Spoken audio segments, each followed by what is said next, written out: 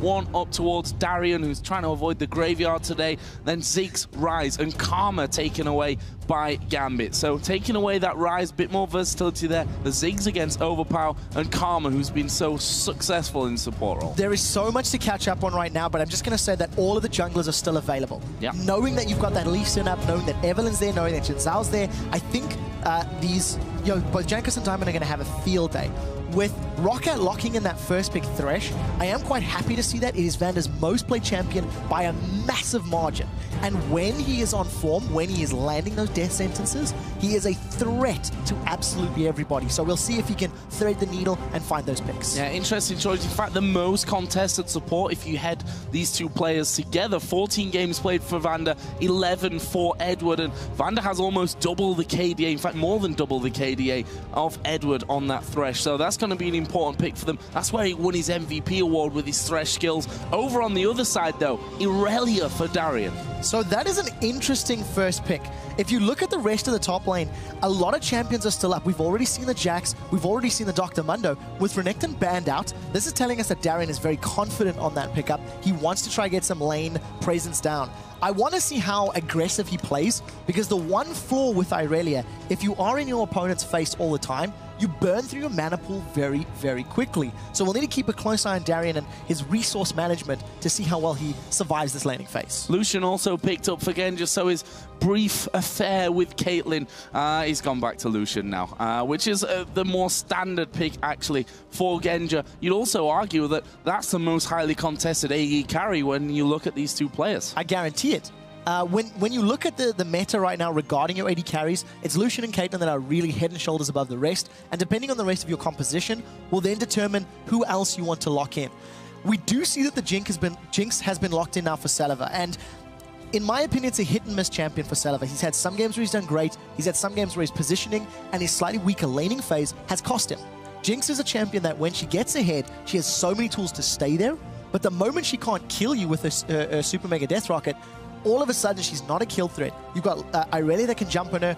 With Kha'Zix still available and most likely going to get locked in, he's going to jump on her as well. I'm expecting Saliver to have a tough time against this very mobile, aggressive champions from Gambit. And Xaxus in the top lane going to be bringing out the Jax. First time, actually, we're going to see Jax for Xaxus so far in this split. And Jax has had his fair mixture, I think we can say, of success and not quite as much success. We all know, though, once or if a Jax gets going, he's a very big threat. Yeah, it's one of those things where there is a time bomb on it. You know, the moment Jax becomes big enough that nobody from Gambit can 1v1 him, they will lose the game. This is what happened in game 1 of the previous quarterfinal, where there was nobody in Alliance that could deal with Young Bucks Jax in a 1v1 scenario. So he just sits alone by himself in a side lane and continues pushing it up. So we will need to see how Gambit decide to deal with him. I'm anticipating some additional love from the junglers to get in his face and make his laning phase a bit more difficult. And speaking of junglers, Kha'Zix was locked in here for Diamond, and well, we know how strong he is on Kha'Zix. I almost feel like we say that all the time when we're talking about Diamond and his performances on junglers, but Kha'Zix is a real speciality for him. 7-0-2, the last time that Gambit beat ROCCAT, which is 2 weeks ago, it was the jungler that he was running when they had that siege composition, and Alex would land a spear, Diamond would jump in there and kill somebody, and he did that over and over and over. We've talked a lot about the strength of Kha'Zix right now. On 4.5, he is a little less powerful thanks to the tower dive, damage reduction on his tower. And the only reason I highlight that, if Gambit wants to shut down Xaxus on Jax, they need to execute their dives flawlessly. They cannot afford to miss abilities or miss time abilities, because it's going to be very difficult not only to dive Jax under a tower, but to ensure you get the kill. And we're also going to see Nami here coming out for Edward, and that will also be a first pick of the season here for Gambit. Edward not picked Nami up until now. I'm just going to completely skip away from the Garen, because that's probably not going to get locked in. I don't think so. And move over to ROCCAT's final 2 picks with Elise and Lulu. What I really find interesting is with Evelyn available, Jankos has decided to go for Elise over the likes of Evelyn. Over the likes of Lee Sin. I mean, they were both up, they were both there, and he's opted to go for the magic-based jungler. I think they're feeling confident in the amount of damage that you've got, the mixed damage from Jax and the burst damage from Jinx. I also like the utility that Elise offers you. A little bit safer with the repel, Cocoon scales a little better into the late game, and you have some siege potential. throw out those zaps and those glitter lancers and some volatile spiderlings, and all of a sudden you do have some siege potential on the side of ROCCAT. Final pick for Gambit was none other than Castlewin. He's been banned so many times this season. However, he did have that rework, has been banned for 4 weeks now, yes. Actually. And today is the first time that we're actually going to see Castlewin available. Gambit take it. So the biggest thing to note on Castlewin is his Q has had the biggest change. It no longer applies a silence. It gives him a shield when he does actually cast that and jump in. I feel like in general Castlewin's damage has been reduced, especially in the early and mid game. But given enough time, given enough items, he still has the potential to instantly burst you down. The one thing I do want to highlight, you've got a Wild Growth in there that can save somebody. You do have the Thresh Lantern as well. So Alex is going to need to time his engages perfectly to make it work. And the fact is, on the other side, you've got a Jax who's also going to be scaling up like a beast. And we'll see how those two face off. But before we get into our first game of this best of 3, let's see who you guys voted for over on LOLesports.com. According to the numbers, you think Gambit are going to win the series by 69%. Yeah, that's not surprising. I think, you know, I feel like Gambit are probably the stronger favorites in this series as well. They've been boot camping for just shy of 2 weeks. You know, I talked on this earlier as well. Alex has said they've got a team analyst.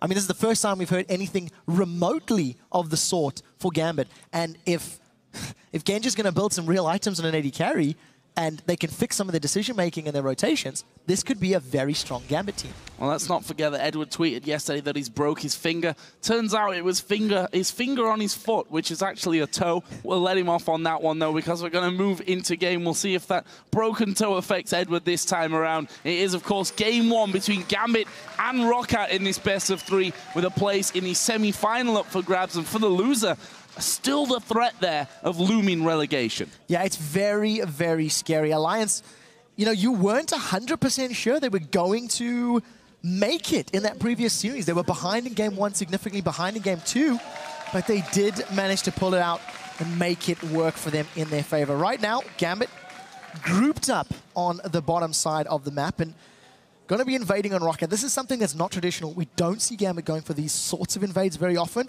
and I think Celiva should be able to get away as long as he flashes the bubble. Gets the early vision there, and Edward is going to be the one. I was going to say walking, but it's a fish. I'm not swimming along on grass, not something a fish does really either. But Gambit have pushed themselves in towards that red buff area. We see the ward going down on the buff, and instantly the recalls start to happen. You see Thresh off to one side, Lulu on the other. Celiva on Jinx is waiting on the bottom side, but Gambit have got the information here that they wanted, picking up that early ward, getting the vision in there, and leaving. So we'll see how they make use of that information. Once again, we talked about how we're anticipating Darien to get a couple more ganks in that top lane. And by getting that additional vision, seeing all the members of ROCCAT, it's going to allow them to actually quite safely get control of their own buffs. I do want to highlight the fact that there are 2 teleports on the side of Gambit right now, both with Darien and Alex Sich. And considering how powerful that teleport is when you TP to a tower, it's going to give Gambit an immense amount of mid-game map presence and map control. And we'll see how they make use of it. Well, we see that Gambit once again moving across the map, getting a ward into the Death Brush. And it looks like that blue buff will be safe for now. So Gambit getting some early vision in there. Are we going to see that lane swap happening? We already are seeing that happening as Gambit move Lucian and Nami to the top lane. But ROCCAT are ready for this one. They're going to bring Jinx and Thresh to that top side. That will leave Lulu and Kassadin in the mid lane. Irelia Jax in the bottom. So going for the straight head-to-head, we may not be seeing any of these funny, fast tower pushes that we did see from the first 2 games of the last series. But we need to see how this lane matches up. I actually quite like the idea of a Nami Lucian when you don't get hooked. Looking the fish, but I'm not sure they've got the damage here at level 1. Let's talk about summoner spells here while we're on the topic of damage, because, you know, traditionally a support will have an ignite in there. That's obviously all changed now, and we see heals from both AD carries and exhaust on both supports. Yeah, I actually think without jungle intervention, there is sustain on the side of Nami, there's a shield on the side of Thresh on ROCCAT's side, and knowing that Lucian can bully Jinx early on, even though Thresh is slightly more effective than Nami, I do feel like this lane is pretty even. What I do like is once Edward gets some points into that Tidecaller's Blessing, the Nami E, he's going to be able to put that on Lucian, and Lucian, with his passive double shot, will get both of those procs off immediately, making his early game trading and burst that much more significant. So So we'll keep an eye on that lane in a moment. As you can see, Diamond in the bottom lane, coming in behind Jankos. This should be a pretty successful gank. This could be dangerous. Level 2 has got his leap strike. Actually uses a flash there as well, Zazas, to get back to the safety of that turret. That's an early summoner spell brought out there from Gambit's side of things. Jankos is still hanging around, but you can see there's a ward completely giving his position away there. So Gambit know that Elise is hanging around. They're just going to push this wave to the turret. I would expect the same thing to happen in the next couple of minutes, knowing that Zazas doesn't have that flash available, and knowing that both Irelia and Kha'Zix can leap after him once he manages to leap away. That is quite a powerful position to be in. So we'll see how successful Diamond is at getting that potential first blood. He's about to run into a spider in the jungle. I think it's going to be a pretty even trade. Cocoon going out there, not quite got the right angle to catch on to Diamond. The Spiderling, though, did have the range just to get in there. Just want to touch on that mid lane for now as well. Alexic, we are actually going to see a hook, so let's forget that one. Chompers are down as well. Edward going to go low. That's a good bubble from him. Exhaust comes onto Genja as well. Wow. Darian tries to get in there, but he doesn't manage to get through onto that, and that is his teleport down. Flame Chompers from Saliva not only holds Gambit in place, but it also catches Darian the moment he spawns after that summoner spell was used. So ROCCAT, they do get away. I do want to highlight that both Exhaust and Heal were used on the side of ROCCAT, whereas Heal is still available for Genja. Thanks to Darian using that TP top, he's removed some of that pressure from Alex. But if you look at Alex's CS, he's 25 to 25, tied with Overpower on a melee champion. So this is actually very good CSing in the first 5 minutes. Overpower hasn't been able to punish quite as hard, and you could argue that the fact that Lulu no longer gets 2 Glitter Lances off could be a potential reason for that. Yeah, we also saw that Crystalline Flash start as we are going to see Saliva going aggressive here on towards Genja. There is the repel. Actually had the Lantern. We see the teleport coming in on towards that top side. That's how Alexic starts this time. They go towards Vanda. There's the flash around and the first blood coming in. It's Edward that secures that one. And they, I think, forgot there was a second teleport on the Gambit side. They've got to keep their eyes out for that. Yeah, and you don't expect 2 teleports before level 6. Neither Irelia nor Kassadin had their ultimates available to actually jump in for those kills. So I think that's actually very good, decisive, aggressive play from the side of Gambit. It has netted them first blood, considering the first attempt was a fail. You do have to call that out. Even though Darian failed that gank, he's actually not even behind on CS. So Zazas did not punish that lead. And speaking of not punishing that lead, Alex went top lane, and we didn't see Overpower stretching anything out in the mid lane either. Only 2 CS in the advantage that he has right now, but that's going to be very even with this wave stacked up, and Alex just continues there to harass things off with that shield, pretty much blocking everything that Overpower throws in. Yeah, and also with Kassadin on 4.5, his passive reduces all of the magic damage by 15% right now, so it's going to reduce a lot of the trading power that Overpower has in these mid to late game team fights. The thing that ROCCAT are going to be looking for as objectives like towers and dragons become more apparent is trying to create this death ball of champions, having Lulu, Jax, Elise rushing through a group of Gambit's members and having Wild Growth being very disruptive. Gambit, on the other hand, they're looking for assassinations. They're looking for Darren to jump on a target and have him blown up by Diamond and Alexic. So the key in these next engagements will be whether or not Gambit can blow somebody up through the Wild Growth. See both junglers actually heading back off into the jungle. They were hovering around that mid lane, but realizing there's probably not much up for grabs on that area of the map. You can see that both Overpower and Alexic are level 6 now. That gives, of course, the Rift Walk to Alexic and Wild Growth as well on the other side in case that's needed. Edward did just come down from the top there and put himself a ward in position, which was quickly taken away. I want to highlight how much vision Gambit has on the map right now. We will in just a moment. Zazas fancies a chance of Darian. I'm not sure he's got the damage to actually finish him without going under the time. In fact, Darian going very aggressive in there. We see that Zazas has a level advantage onto him. That's not going to last too long, though, and we'll see if Darian just throws his ultimate straight out here to bully Zazas out of the lane. Apparently doesn't need to. Zazas wants to recall. Yeah, probably saving it a little bit for the additional regen if a fight were to break out. If you look at the minimap, the number of wards that Gambit have down right now is very important to note. When we were coming into this matchup, we were looking at the ward placements from each respective team, and ROCCAT had a significant lead. They had actually placed 383 green wards to the 245 green wards of Gambit, and you can see on the map already, the stats favor Gambit. So this could have been one of the things that, as a team, they've been working on in preparation for the playoffs. improving their inferior vision.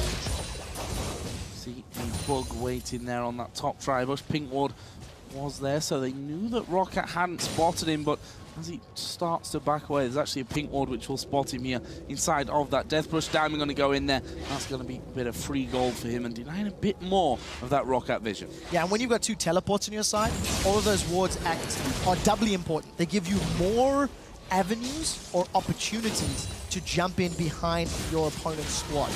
Darian is getting close to having his teleport available as we're about to hit this 9 or 10 minute mark. He does have his ultimate available as well, so that's going to increase his damage potential in any of these upcoming fights. But as it stands, even with the kill on their side, Gambit are not significantly ahead in terms of gold, even though they're doing pretty well in this laning phase. For an attempt here on towards Jankos and Overpower. Darian and Alexic both there. They had Diamond just behind them as well on Kha'Zix, but it was spotted early enough from that one, and ROCCAT just decided to back away. Not going to put too much pressure onto that turret. Let's have a look at the AD carries, because there's a bit of a difference building there. 79 to 59 CS. Good solid lead for Genja early on. Yeah, and you expect that lead considering Celaver and Vander have had to deal with 2 teleports. They've had multiple members of Gambit in their lane trying to shut them down. So I actually think Genja's doing a very good job at CSing, considering he's also been engaging in those fights. When the teleports have come in, he has actually peeled away from the minion line to try and set something up. He does have an assist to his name from that single kill. I do, however, like the pick potential that Vander has on Thresh. If he can land a death sentence, combine it with a cocoon, and then a counter-strike from Xaxus, it is going to allow them enough time to find kills. But the key is, of course, to not fall further behind. Xaxus may find himself between an Irelia and a Kha'Zix, because Diamond, he's not going to cancel his... Oh, he just cancels his recall. I think they're going to fancy a chance of Jax here. Well, we actually see as well, over 10 minutes into it now. Elise is in the bush. Yeah, Elise is waiting there. We are going to see a Diamond ulting into this one. They're going to go for Xaxus. Can they finish him off? He's down to half HP. Jankos, though, becomes the target of this one. There's a flash in from Diamond. It's Darian that gets the kill. Xaxus able to jump away, though. That's a nice kill picked up by Gambit. Yeah, the amount of damage returned was just so much higher. Irelia with the hidden style is going to do a little bit more on each and every auto attack than Jax is. Jax needs multiple attacks to hit that same burst. I do want to give props to Jankos, or to Xaxus. Oh, Alex is going trading. I want to give props to Xaxus because he did actually move himself closer to Jankos to try and reduce some of that isolation damage from Diamond, but unfortunately it was too little, too late. And we do see Overpower and Alex trading. Here comes Diamond. Alex needs to be careful, though. He's decently low from this. Avoid spikes not connected, though.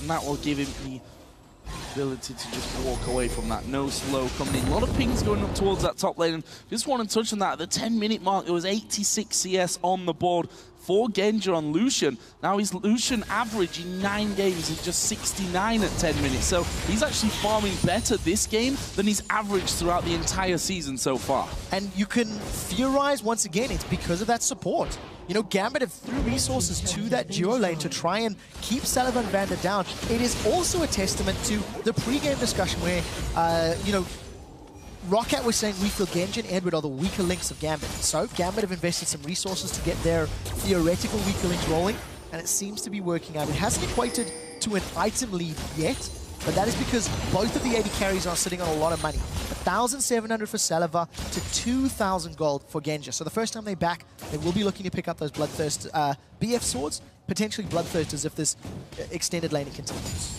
Well, they seem quite content with the farming right now, and certainly Genja will be. Still holding a decent lead on that front. We see the Sight Stone is also in there for Edward, of course, the recipient of the first blood for Gambit in this top lane, and now they see Alexic is coming up there to join them again. There's a ward in the river there, though, so even though Alexic may have come through with that pink ward, knowing there's no vision from ROCCAT, he could have come through, as there is a bubble landing on towards Vander. In comes a tidal wave as well. Have they got the damage? Summon a heal was used there by Celaver, and now they're going to try and turn this one around. Not got the damage there to do the business. Heal and exhaust was blown by ROCCAT to survive that trade. Genja holds on to the culling, so none of that was reduced. ROCCAT, they've called in reinforcements, and here comes Jankos and Overpower. Look for the cocoon. There is a bubble, though. The bubble lands, the cocoon misses, and that will be Gambit able to simply walk away from that one. Both Overpower and Jankos had come up. If that cocoon had have landed and the bubble would have missed, that would have been a complete different outcome. And look at this, typical Gambit style. They see that the jungler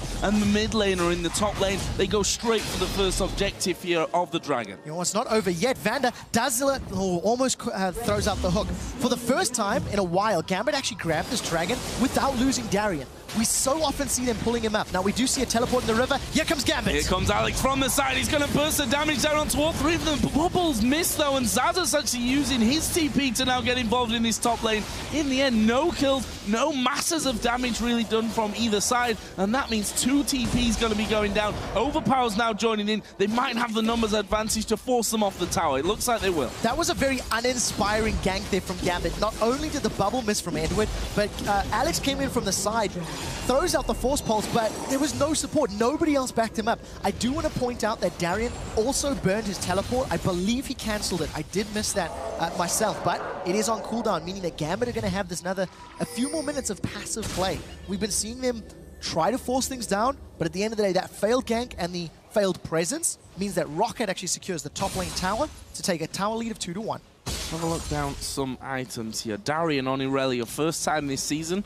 We know that Darien likes to experiment, I'm going to call it, when it comes to builds. Right now he has his Berserker Grease finished off with Home Guard as well, so they can get that speed out from the teleport. Got himself a Sheen up until now, working towards a Phage by the looks of it as well with that Ruby Crystal. Yeah, he's going to be motoring right now. Keep in mind that the teleport is so much shorter cooldown. And I think the way ROCCAT are playing right now, they're trying to force down these towers. So anytime Darien needs to defend, he can. He's been jumped up by Zazas. Here comes support. 3 men coming into this one. Can they lock up Darien? I think that they can. He's got no flash. There's a super mega death rocket. It's Jankos that sinks his fangs in there to get that kill. And they've got 5 men here. This is a 5-man push now from ROCCAT on that bottom tower. 3 men from Gambit trying to pull his one back in. They have got Alex with the hook. The box goes down. Vander picks up that kill. The rest of the team have to back away. This is turret number 3 going down for ROCCAT. Yeah, a small mistake here by Overpower. He was taking so many turret hits, he needs to use his summoner heal to survive.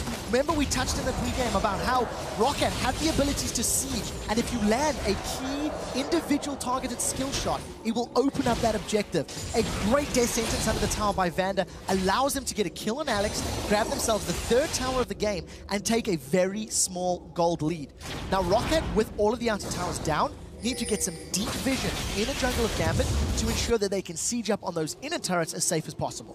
And speaking of vision there and Darien going down, we've seen a trend from him when you look a little bit deeper in the statistics in terms of wards. He doesn't give himself that vision very often in the solo lane, whether that's top or bottom. He really does not.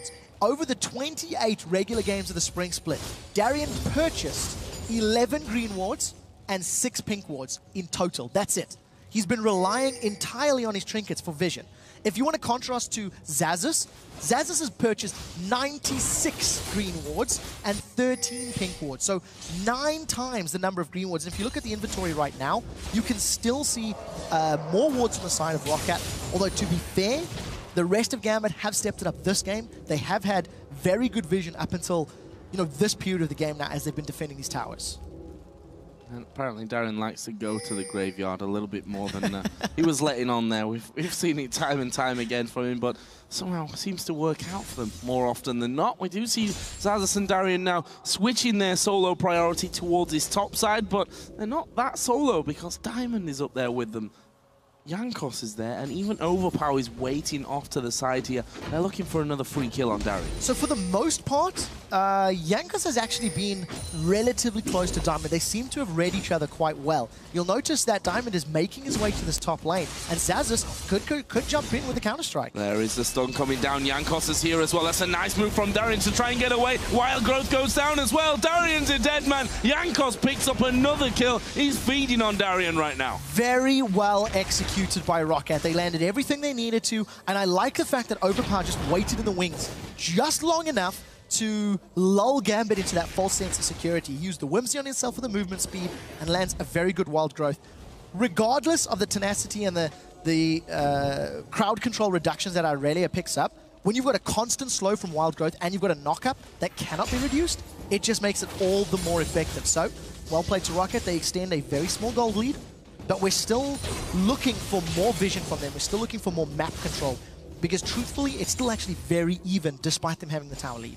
Interested to see how this next minute leading into the Dragon all pans out. As you said, the last Dragon went over to Gambit. A capitalization really on the positioning of ROCCAT as they sent their mid laner and jungler towards the top side of the map. This time around, ROCCAT have both their AD carry and support down there, but there's still no real vision of that Dragon area here with less than a minute to go. Overpower Genja just butting heads somewhat in this mid lane as well. Overpower now got himself that Athene's Unholy Grail with the blasting one.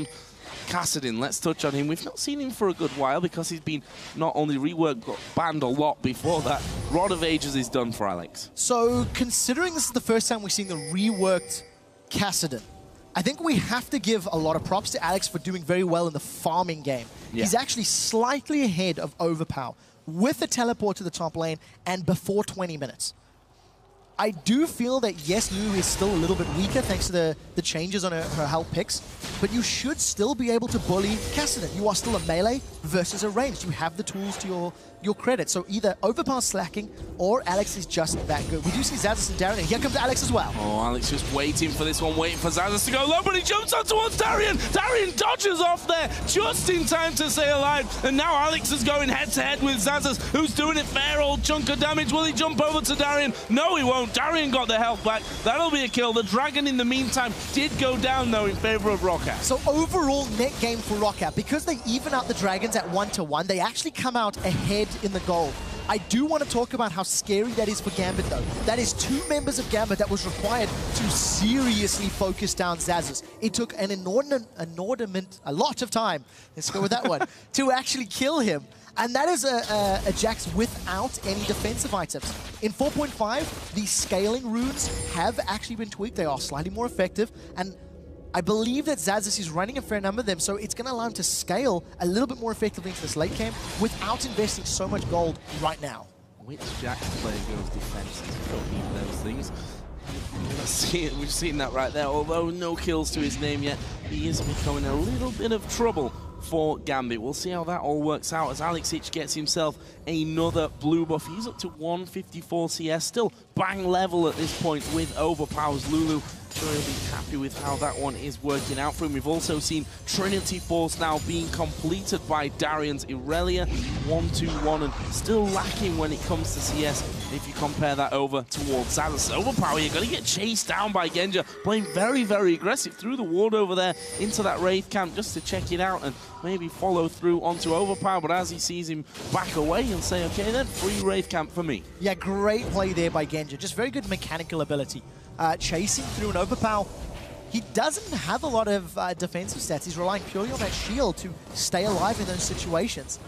Now, we haven't seen that ROCCAT have been unable to make a map impact. They do hook Diamond, but nobody's really close enough to support. And I think ROCCAT are looking for situations, looking for a way to invade Gambit's jungle risk-free, or safer would be a safer way to put it. Celiva, he's going to get dived.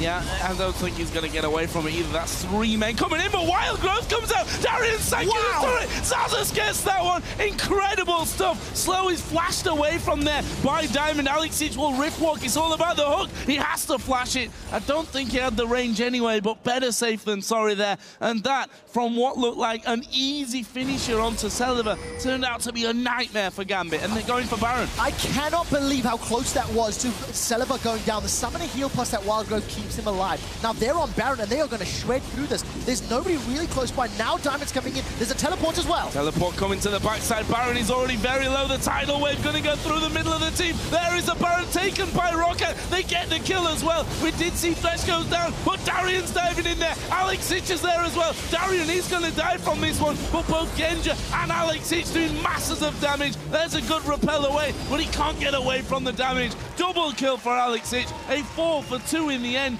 Yes, ROCCAT got that Baron, but the kills were nice from Gambit afterwards. Hashtag not worth. ROCCAT rushed down the Baron, but they didn't get it down quickly enough. Trinity Force was not completed on Xaxus, and yes, there's a Zeal and a Bloodthirster sitting on Celiva, but truthfully, the amount of damage that was coming down from the Gambit squad and the number of directions of threat.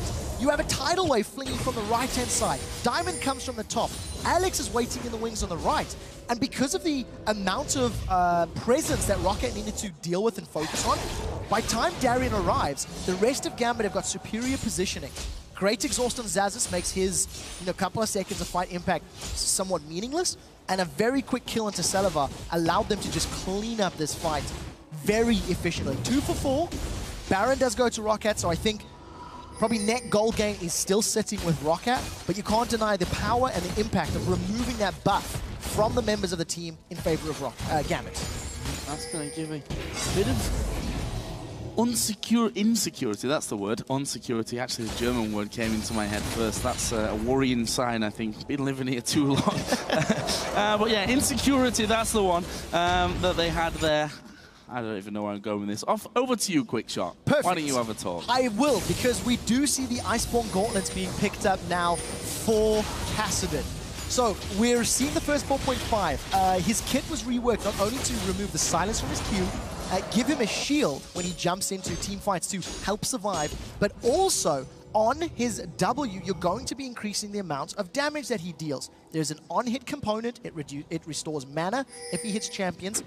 And when you combo that with the Iceborne Gauntlet, oh, we'll get to that. Xaxis may go down. Going to get caught a little bit from this one. Did get his stun off and actually will leap strike away onto that ward that he had from his trinket. No problem for him there. And Gambit deciding, okay, we've got no real vision going any further down the river or in towards their jungle. Let's just let him have that one and escape from it. We've got 45 seconds here, 3/4 of a minute until that dragon comes up once again. Sits at 1 apiece right now with ROCCAT taking the last one. Slightly superior vision for ROCCAT near the bottom half of the river. And just to finish up the point on that gauntlet, because of the changes to Kassadin and having his nether blades dealing that magic damage, when you combine the Sheen Burst plus the zone control that's going to give you with the slow, it buys him a little bit of time. Rift Walk in, get the slow, start to mitigate, use your shield from your Q, and Rift Walk out, in theory.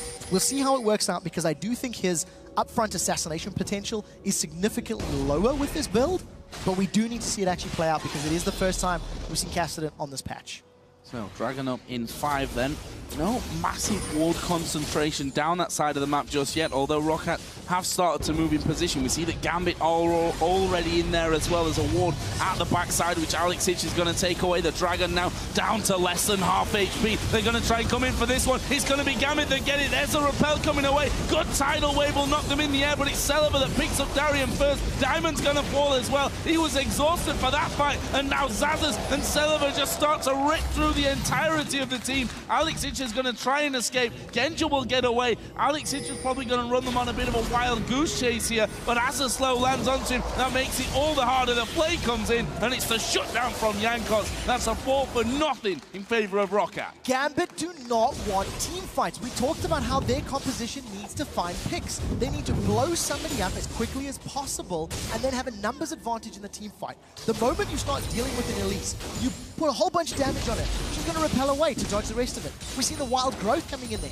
It's so difficult to focus down on Jax, who's going to throw down his ultimate and get bonus resistances. So at the end of the day, Gambit stayed grouped up, and they didn't blow somebody up. They have re-engaged now. Overpower may get taken out, or not. Or not. Darian might get taken out. He went a little bit too deep on that one. The rest of the ROCCAT team's coming in. Wait for the hook to come through. Where is it going to go? Vander throws it out. He catches Edward at the back. Goes straight in. Wild growth knocks Darian up as well. And that's 2 more kills for ROCCAT with the turret as well. Diamond is trying to get away. Celiva going very, very deep on that one. Alex Hitch tries to burst him down, but they've got tower takedown potential as the hook lands onto Alex. He walks to safety again, but the in-him turret's down, and ROCCAT are going for the in-him. There's nothing that can stop them right now. Alex and Diamond, if they want to commit, I'm convinced they're going to get dropped down. ROCCAT are landing so many skill shots, one after the other, and every time they connect, Gambit lose objectives. The problem that Gambit have right now is their wave clear is so reliant on their ultimates. There's not the greatest AoE from Kha'Zix.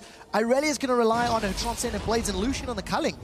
Outside of that, it's such risky wave clear, which is why every time ROCCAT get close to those towers, they seem to find those kills. It happened 10 minutes ago in the bottom lane. It happened 3 seconds ago in the middle lane, and I do believe it's going to continue happening until Gambit can find better vision and find more picks. And I hate to say it again, but Darian, not sure what he was thinking there. He went far too deep. ROCCAT had all moved around from that bottom lane. Again, credit has to go over to Vander, who's hit some absolutely exquisite hooks here. Even the last one onto Alex, which couldn't be followed up on for obvious reasons there. That Kassadin got far too much mobility, but again, we saw the power of Xaxus diving straight into the middle of the team as well. Trinity Force, Blade of the Ruin King. He's going to be working himself up towards that Randuin's here shortly as well. This is the kind of Jax that you don't want to find yourself up against. 100% kill participation for Overpower. If you want to see somebody that is reading the tempo of this game and is at the right place at the right time, he has saved his teammates every single time that Wild Growth has been used. You could create a compilation of him saving ROCCAT members. Celev on the top lane after the dive. In the river, saving Yankos after the dive. Throwing it on Vander after that last tower dive. It's just every single time he's connecting and he's making it count. I do want to touch on an item build very quickly because a Warden's Mail has been picked up. So maybe it's Kassa Tank instead of Kassa Win or Kassadin or however you're going to go for it. Not a traditional build. I do think that is very important considering how many auto attackers there are with Jax as well as Jinx in your face. So we'll see how it pans out with this tank Kassadin because I'm not convinced so far. Time to do the damage could be now as well. Baron has come back into the game. The last one, of course, went to ROCCAT, but Gambit picked up the kills directly afterwards. Will that change this time around? ROCCAT are already doing the work on the backside there as we see Alex here split pushing away on the bottom side. He, of course, has that teleport available to him. Xaxus doesn't have the teleport, which means that ROCCAT have to make a decision here. It means that Xaxus is going to have to try and keep Alexich down on this bottom side of the map if he's wanting to get involved. There is the Blade of the Ruin King use. Xaxus going to go in. Is he going to get the stun off? No, Alex just walking just out of range. Yeah, you never really think Jax is going to be able to 1v1 Kassadin thanks to that Rift Roar cooldown. He'll get some auto attacks, but not going to be enough. Darian is waiting in the wings. I lie entirely. It wasn't. And we do see that Gambit secure their own red buff. They needed multiple members there out of fear of the invade. You'll see that ROCCAT have got much better vision in and around the Baron pit, and Gambit haven't left this red buff area. So I'm wondering if they're afraid that a sneaky Baron is going to be going on, or ROCCAT are going to be forcing the objective. I did see the ward in the pit. Ward just thrown down in there, so they at least know that nothing directly in the pit is going on right now. But Vander again getting into position. Got those Moby boots, so he's got a fair bit of pace on him. And he moves through, gets another ward into that curved rush, and he's going to try and clear things out here. Diamond just stalking off to the back, and he's in full vision of Vander. So Vander, you saw him step back there, a little bit cautious as to whether that Kha'Zix is going to jump over. Again, we see Xaxus dive onto Alex. As you said, though, you can't really lock down a Kassadin. No, I really don't think that you can. I'm trying to understand what Gambit's thought process is with this composition, because if you've got multiple assassins, you have upfront burst and you want somebody to execute. I wonder why they didn't go for a Jinx as their AD carry. Yes, it would have been a bit riskier, but they would have had the damage to close out those fights. Right now, though, you do see Baron has been started. Gambit coming in from the sides. They peeled for Diamond. Oh, Diamond, though, he's going to get cocooned, and he's going to go down. That was brilliant stuff. You saw the ping ward put in position there, gave them the vision, not invisible anymore, and the Baron is going to go for a second time in a row over to ROCCAT. At this point in time, ROCCAT already have a composition that is better at sieging turrets than Gambit's is at defending them. They just need to group up. Knowing that Jax has teleport also allows ROCCAT that air of safety to split push with a 4-man team in one lane and leave Jax as a 1-man team in another lane. That 4-man team is pushing now along the top lane, and Overpower says, I got a shield all day long, and Vander will add into that as well with Thresh. That turret goes down without really the need for those minions to come in and tank it up for them, and it's all now about that inhibitor turret. Of course, the inhibitor in the middle lane is completely wide open. Genja actually throwing out his ultimate here. The Cullen taking down that minion wave, but look at that, the next one right there behind them, and they're going to try and work themselves in for another turret kill. Yeah, we do see that Alex is making his way back. Oh, they caught Diamond! They caught Diamond, he actually goes away! Super Mega Death Rocket comes through, not quite got the execute. Meanwhile, down in the bottom lane, Alex is just having to defend against the minions that were pushed up there by Jax, and here is the hook coming out. There was a minion right in front of him. Don't think he spotted that that one was there. Did land though, so still good accuracy from Vander. At this point in time, Xaxus is continuing to split push this bottom lane. He got a couple of auto attacks off a few moments ago. That death sentence doesn't connect, but look at the damage onto Genja. 2 auto attacks from Celev and he loses 50% of his HP. I actually like the fact that Celev is playing pretty safe. He does get caught by a bubble, but it's not worth the risk to jump in.